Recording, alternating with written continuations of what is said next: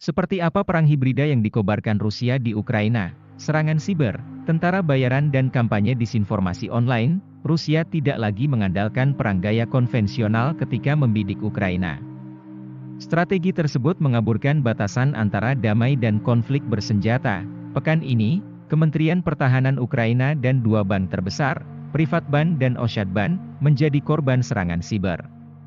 Untuk beberapa lama, nasabah tidak bisa menggunakan kartu atau sistem perbankan online. Insiden tersebut terjadi ketika senjata artileri dilaporkan menyalak di sekitar kawasan pemberontak di Luhansk dan Donetsk. Pada saat yang sama, Parlemen Rusia berencana memberi pengakuan resmi terhadap Republik Bentukan Pemberontak di timur Ukraina.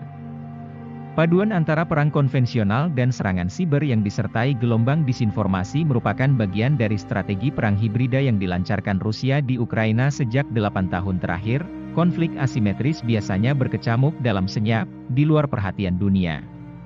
Namun bagi warga Ukraina, perang sudah menjadi makanan sehari-hari. Dalam prinsip perang hibrida, cara-cara nirmiliter adalah yang paling penting, kata pakar Eropa Timur, Margarethe Klein dari Wadah Pemikir di Berlin, Institut Sains dan Politik, SWP. Tujuannya bukan untuk merebut sebuah wilayah teritorial, melainkan mengamankan pengaruh.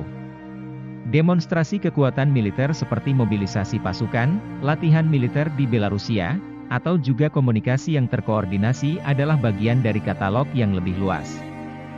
Menurutnya, strategi perang hibrida diarahkan untuk mendikte narasi.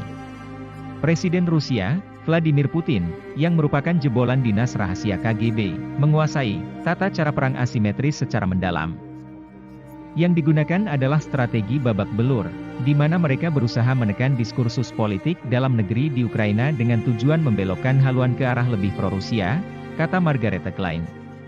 Sasaran lain adalah menciptakan rasa lelah di Barat terhadap isu Ukraina. Imbuhnya, Ukraina mulai berada dalam bidikan Rusia setelah revolusi Maidan yang menjatuhkan Presiden Viktor Yanukovych pada 2014 atas tuduhan korupsi dan manipulasi pemilu.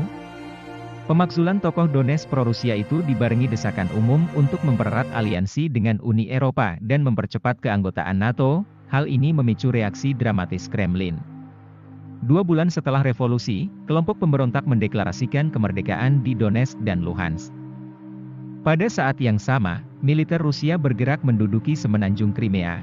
Analis keamanan Jerman, Margarethe Klein, meyakini eskalasi militer teranyar juga didesain untuk melumpuhkan perekonomian Ukraina.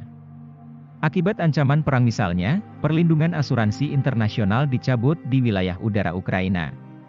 Maskapai nasional, Ukraine International, bahkan harus memindahkan pesawatnya ke luar negeri. Haluan pro-Eropa di Ukraina, kata Margarethe Klein, didukung penuh oleh pemerintah dan pelaku bisnis di Uni Eropa. Sebab itu pula, sasaran perang hibrida oleh Rusia adalah menundukkan perekonomian Ukraina. Eskalasi 2021 dinilai tidak hanya diniatkan untuk menciptakan koridor keamanan di perbatasan dengan NATO, melainkan juga untuk mengakhiri haluan pro-Eropa selamanya.